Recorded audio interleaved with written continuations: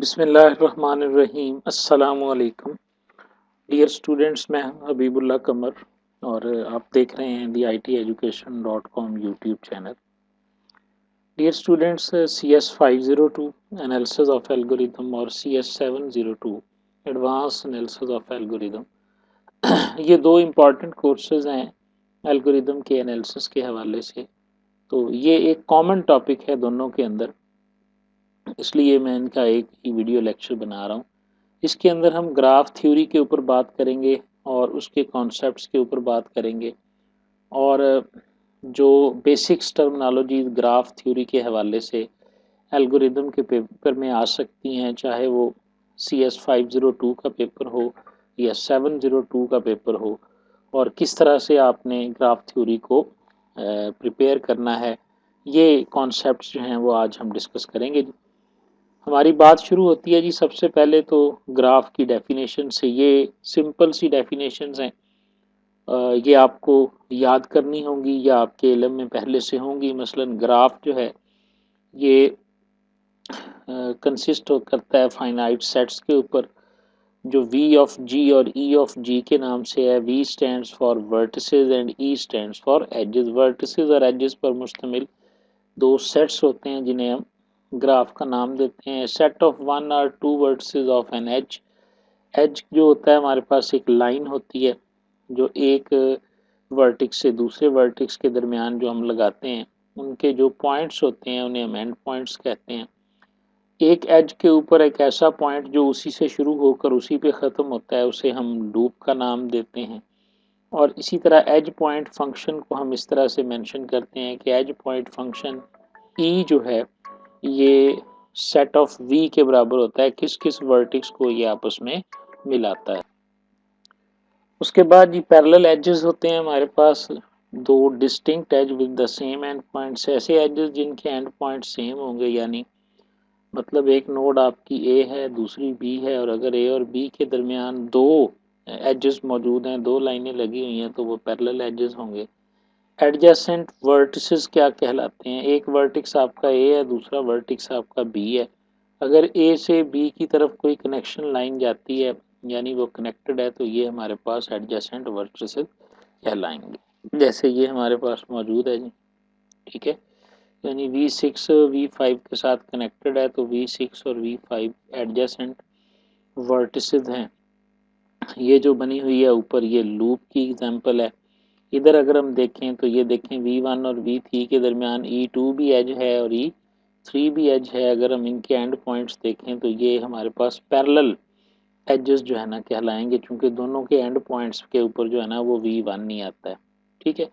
इसी तरह ये कॉन्सेप्ट्स आपके जहन में होने चाहिए। एडजेसेंट एजेस क्या हैं, आइसोलेटेड वर्टिक्स क्या है जिसका कोई एज के साथ इंसिडेंट नहीं होता जैसे, और एम्प्टी ग्राफ वो होता है जिसके अंदर किसी किस्म का कोई वर्टिक्स मौजूद ना हो। इन्हीं तारीफों को उन्होंने इसके साथ वाजे किया है जी। वर्टिक्स सेट, मिसाल के तौर पे ये V1 V2 V3 ये आपके सामने वर्टिक्स बने हुए हैं। एजेस जो हैं ये लाइंस हैं जो कनेक्ट करती हैं इनको इनको E1 से। ये दोनों को जब हम मिलाकर लिखेंगे तो ये हमारे पास एक ग्राफ बनेगा।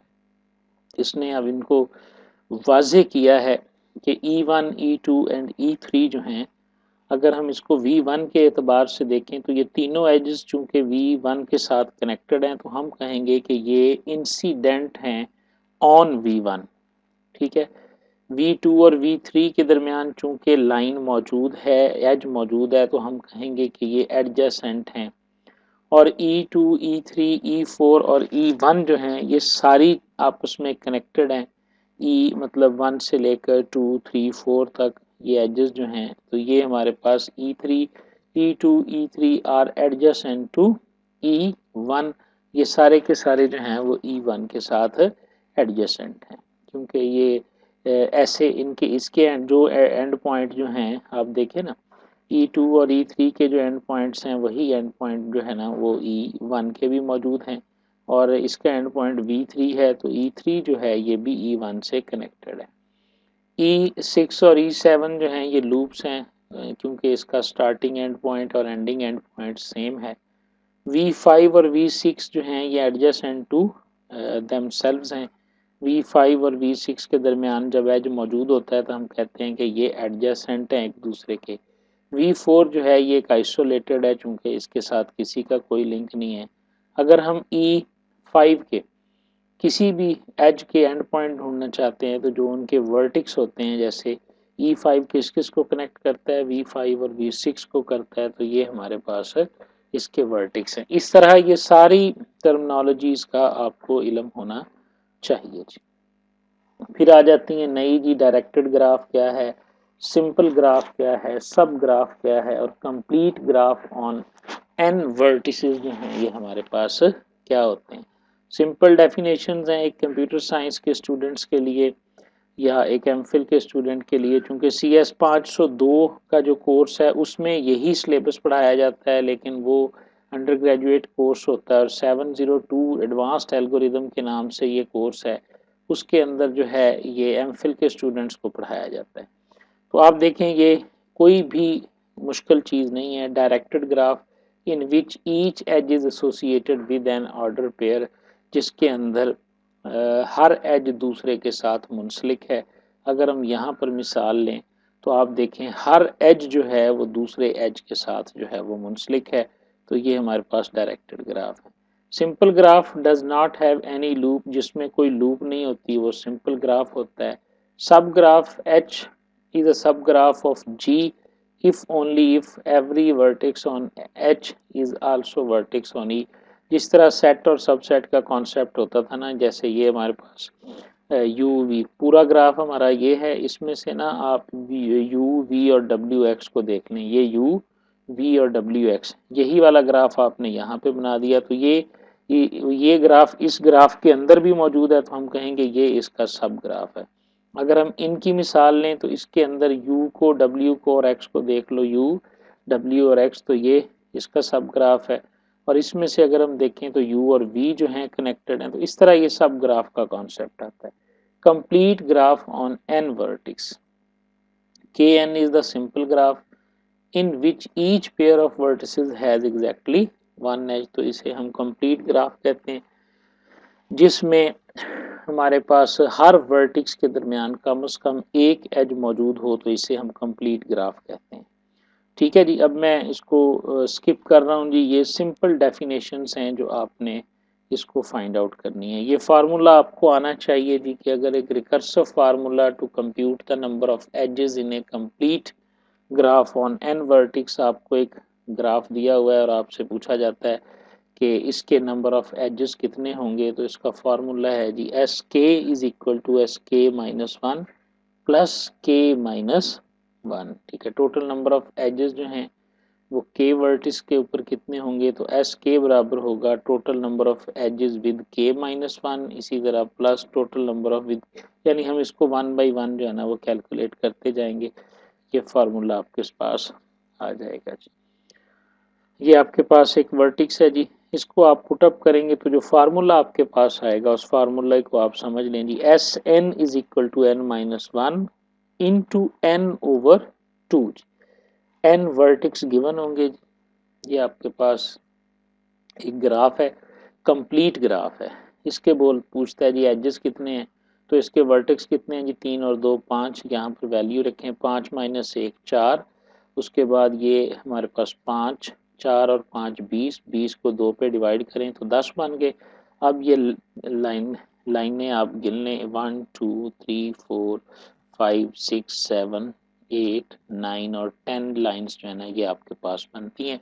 इस तरह आप किसी भी ग्राफ के एजेस फाइंड कर सकते हैं, लेकिन ये फार्मूला है कंप्लीट ग्राफ के वर्टिसेस को फाइंड करने का। ठीक है जी, कंप्लीट बाई पार्टाइट ग्राफ हमारे पास क्या होता है जी, ऐसा graph denoted by m by n vertices denoted is a simple graph with vertices v1 v2 vn है इसके अंदर, और w1 w2 जो हैं ये सेटिस्फाइज द प्रॉपर्टीज हैं।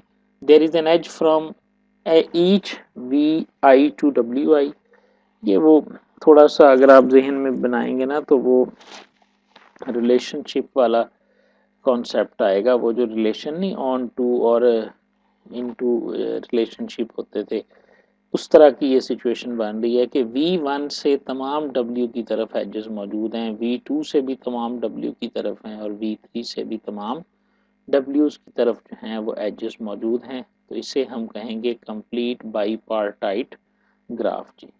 ठीक है। डिग्री ऑफ ग्राफ हमारे पास क्या होती है? Degree of V is the number of edge incident on V। किसी भी एक V के ऊपर कितने एजेस आते हैं ये उसकी डिग्री कहलाती है।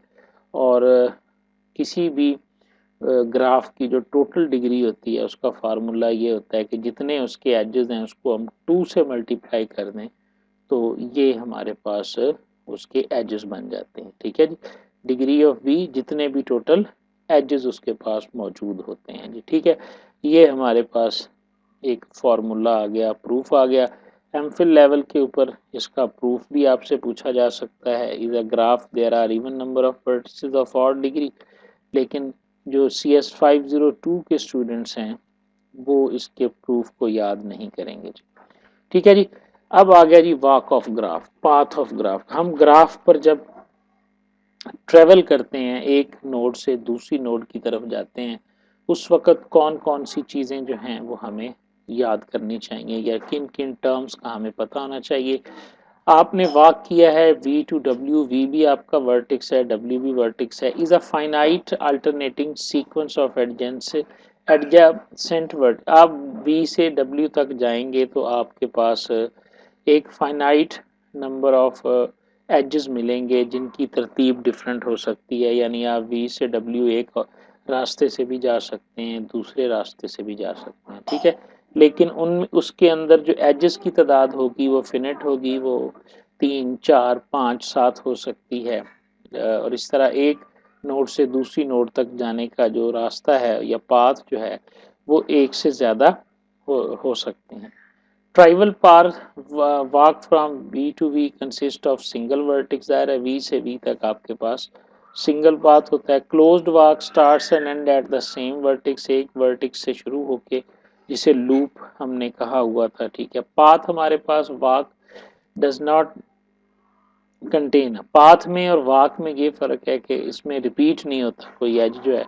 अगर आप E1 पे आ गए हैं तो दोबारा आप E1 पे नहीं आएंगे। यानी V0 से E1 के जरिए आप V1 पर गए, उसमें E2 के जरिए आप ऐसे, यानी इस तरह आप इसको यूज कर सकते हैं। Simple path, a path that does not contain a repeated vertex. ऐसा पाथ जिसमें वर्टेक्स जो है वो रिपीट नहीं होता। इसकी हम बात कर रहे थे, इसमें एज रिपीट नहीं होता। और सिंपल पाथ के अंदर हम वर्टेक्स को भी कह रहे हैं कि वर्टेक्स भी V1 नॉट V1 ये भी रिपीट नहीं होगा जी। Circuit is a closed path that does not contain a repeated edge. ऐसा पाथ है जो क्लोज्ड है लेकिन उसमें कोई भी वर्टेक्स जो है वो आप कह लें कि रिपीटेड नहीं है। यानी आप V0 से V1 पर गए, V1 से आप V2 पर गए, V2 से आप V3 पर गए, V3 से आप दोबारा V1 पर आ गए। समझ आ गई है? तो यानी V1 से आप शुरू किया था लेकिन आप घूमते हुए दोबारा Vn के ऊपर आ गए, तो ये एक सर्किट बन जाता है। इसे हम सर्किट कहते हैं। ठीक है। Simple circuit does not allow any other repeated vertex first and last. पहले और लास्ट के अलावा किसी को रिपीट वो नहीं होने देता। यानी यहाँ से V1 से लेकर Vn तक हम गए तो V0 जो है वो Vn के बराबर है। और ये सर्किट सिंपल सर्किट कहलाएगा जब V1 और Vn के अलावा कोई और वर्टेक्स इसमें रिपीट नहीं होगा। ये फिर एक खास किस्म का सर्किट होता है, इसे आलर सर्किट कहते हैं। ठीक है। Is a circuit that contains every vertex and every edge of G। जिसमें यानी अगर आपके पास एक ऐसा ग्राफ है जिसमें सर्किट भी बन रहा है और वो सर्किट उस ग्राफ के अंदर मौजूद तमाम एजेस को और तमाम वर्टेक्स में से होता हुआ सर्किट आपका बन रहा है, तो ऐसे सर्किट्स को जो है वो हम आलर सर्किट का नाम देंगे जी। ठीक है। तो ये थे कम चंद हमारे पास रूल्स जिनको आप पढ़ सकते हैं जी। इसी तरह हैमिल्टोनियन सर्किट को भी आपने खुद ही देखना है जी। ये कुछ चीज़ें इतनी डिस्कस करने वाली नहीं है। कनेक्टेड ग्राफ जो है, two vertex V and W of G are connected. अगर इनके दरमियान एक वाक जो है यानी एक पाथ जो है वो उनके दरमियान अगर मौजूद है तो फिर हम कहेंगे कि ये आपस में कनेक्टेड हैं। अगर पाथ मौजूद नहीं है, जैसे ये देखें ना, अब ये वाला ग्राफ जो है वो V4 के साथ कनेक्टेड नहीं है, ये सारे डिफरेंट हैं लेकिन ये आपस में ग्राफ हैं। कनेक्टेड कंपोनेंट्स में से आप देखें graph H is a connected component of graph G if and only H is a सब ग्राफ ऑफ G। H जो है वो सब ग्राफ है G का। H is connected, H आपस में कनेक्ट है, पर no connected subgraph of G and H are subgraph. ये ग्राफ आपके पास G है और ये इसके अंदर 3 कनेक्टेड कंपोनेंट्स ऑफ G मौजूद हैं। ये तीनों के तीनों सेपरेट हैं। बेशक ये ग्राफ एक ही है लेकिन इसके अंदर 3 डिफरेंट किस्म के कनेक्टेड कंपोनेंट्स मौजूद हैं। इसमें आप देखें V4 जो है ये आपका आइसोलेटेड है। ठीक है जी। आइसोमॉर्फिज्म है जी, G and G dash be graph with vertex V of G and V of G dash and edges this one respectively. G is isomorphic if and only if there exist one to one correspondence। ठीक है जी, अगर one two one correspondence दोनों में मौजूद है तो फिर ये आइसोमॉर्फिक कहलाएंगे। उसके बाद आ गया जी ग्राफ के अंदर मौजूद हमारे पास ट्री का कॉन्सेप्ट। ठीक है, ग्राफ के अंदर ट्री हमारे पास क्या होता है और किस तरह से हम उसके लीव्स तक पहुंचते हैं। ये ट्रीज का एक अलग से डाटा स्ट्रक्चर है जो ग्राफ की मदद से बनता है। फिलहाल हम इसको डिस्कस नहीं करेंगे क्योंकि हमने सिर्फ और सिर्फ ग्राफ के ऊपर जो है ना वो फोकस करना है जी। ठीक है, तो ये बिल्कुल मैं ट्री वाली तीनों चीज़ें जो हैं वो फिलहाल इसके अंदर छोड़ रहा हूँ जी। उसके बाद हम देखते हैं इससे नेक्स्ट वाला कॉन्सेप्ट हमारे पास क्या है जी। ये देखें जी, नेक्स्ट वाला जो कॉन्सेप्ट है F5। हाँ जी, अब आ गया जी ब्रेड्थ फर्स्ट सर्च को हम डिस्कस करेंगे कि ये हमारे पास क्या होती है जी। ये एल्गोरिदम है जी कि किस तरह से हम सर्चिंग करते हैं। दूसरा एल्गोरिदम हमारे पास डेप्थ फर्स्ट सर्च है।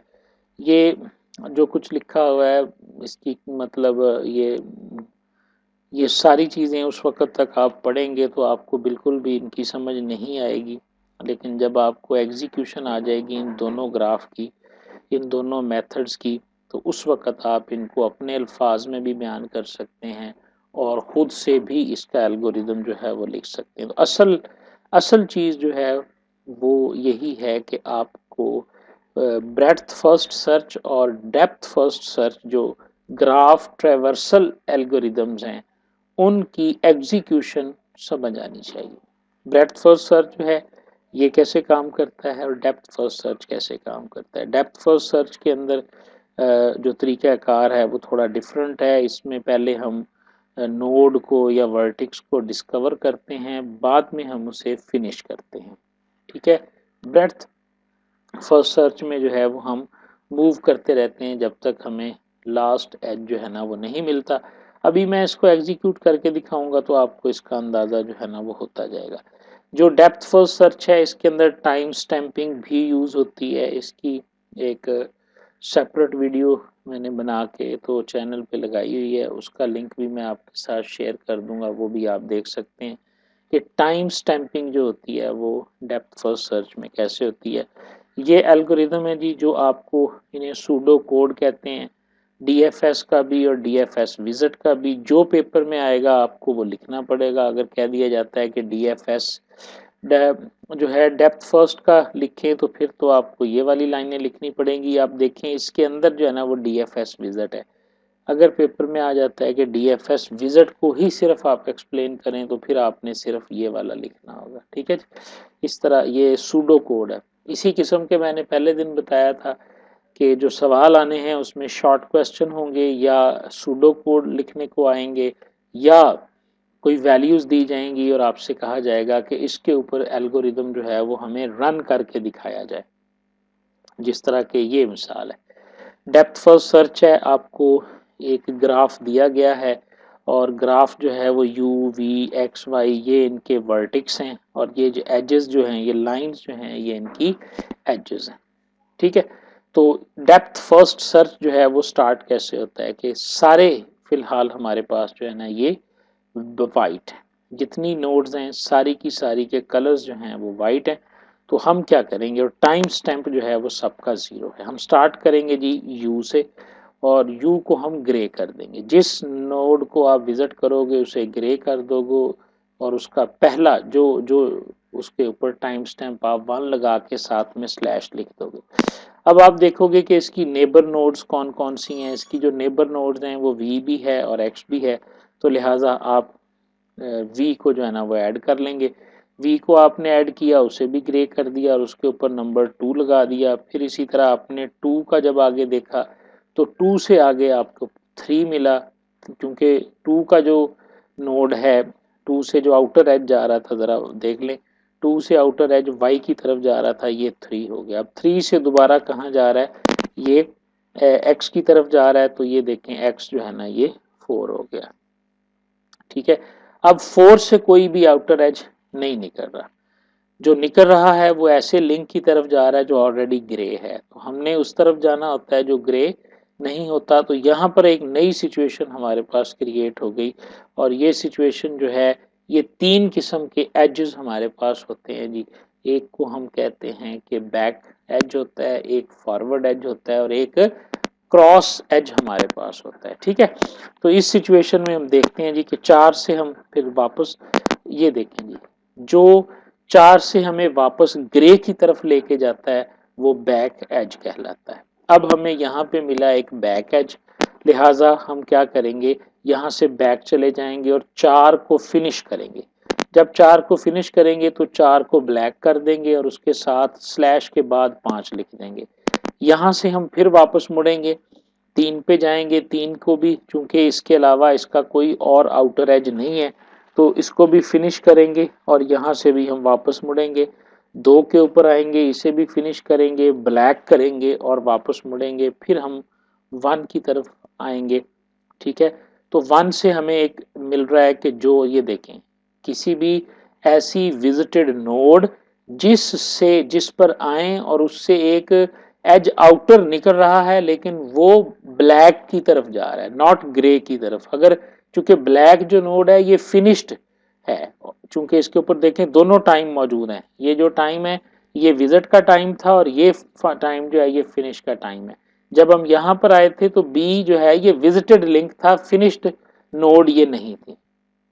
तो किसी ग्रे नोड के ऊपर अगर आपको, आपका जो जो एरो है वो जा रहा है किसी फिनिश नोड की तरफ, तो वो जो आपकी पाथ होगा, वो आपका जो एज होगा वो आपका फॉरवर्ड एज कहलाएगा। लिहाजा ठीक है जी, फॉरवर्ड से मुराद हम यहाँ से निकलेंगे इसे फिनिश करके। अब ये सारी चीज़ें फिनिश हो गई। अब हमारे पास ये 2 रह गए हैं, एक W रह गया और एक हमारे पास X रह गया, और टाइम हमारे पास उसका 1 बाई 1 जो है वो इंक्रीज हो रहा है। ठीक है, तो जाहिर है यहाँ पर हमारे पास आखिरी जो है वो y है, और y के साथ कनेक्टेड है W, तो हम W को विजिट करेंगे। 9 हो गया, और W से हमें आउटर लिंक मिल रहा है Z की तरफ, और एक मिल रहा है Y की तरफ। ठीक है जी, तो अब ये सिचुएशन थोड़ी सी और डिफरेंट हो गई है। यहाँ से देखें आप, हम विजिटेड लिंक पर मौजूद हैं, और विजिटेड लिंक से हम जो है वो y की तरफ आ रहे हैं, तो ये लिंक जो है ये हमारा क्रॉस लिंक होगा।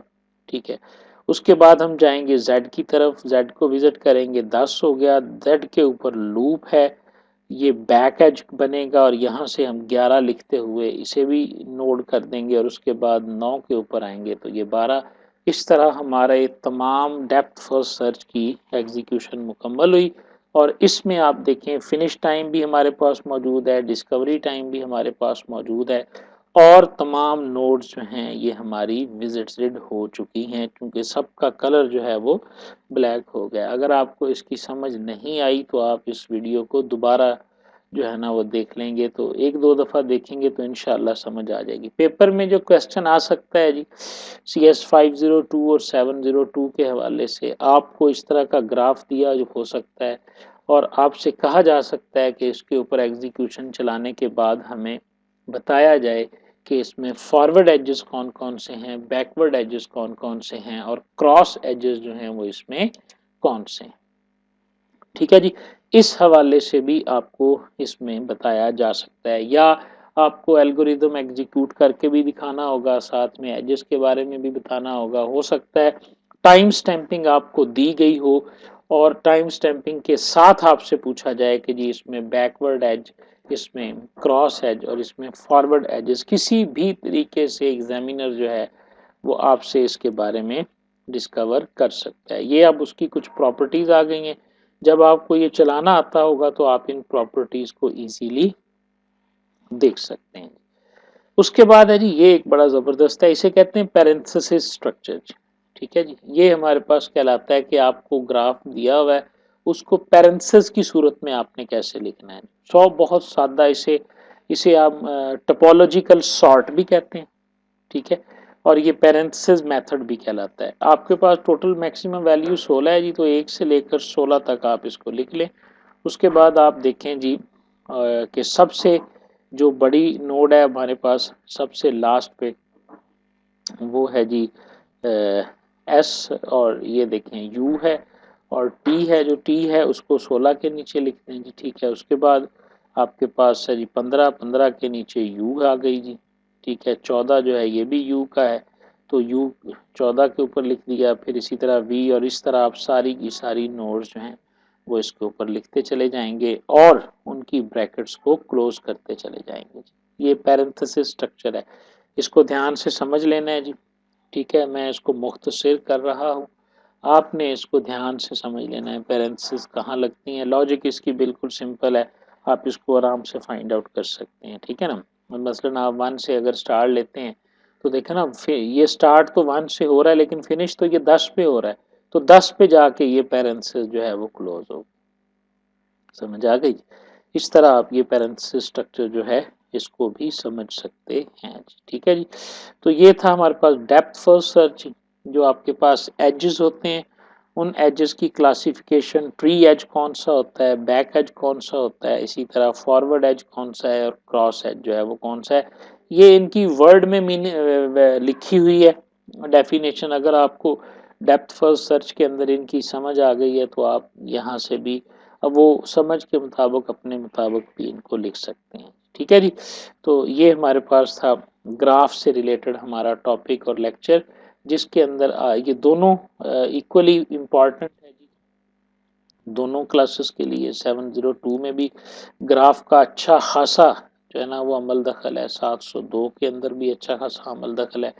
ये बेसिक लेक्चर्स भी हैं, इनको आपने समझ के तो इसके ऊपर आपने फोकस करना है। बाकी इंशाल्लाह नेक्स्ट जो एल्गोरिदम्स है, ग्राफ के काफ़ी सारे एल्गोरिदम्स हैं, प्रिम्स है और इसी तरह और भी हैं, सारों को हमने चेक करना है। Thank you very much.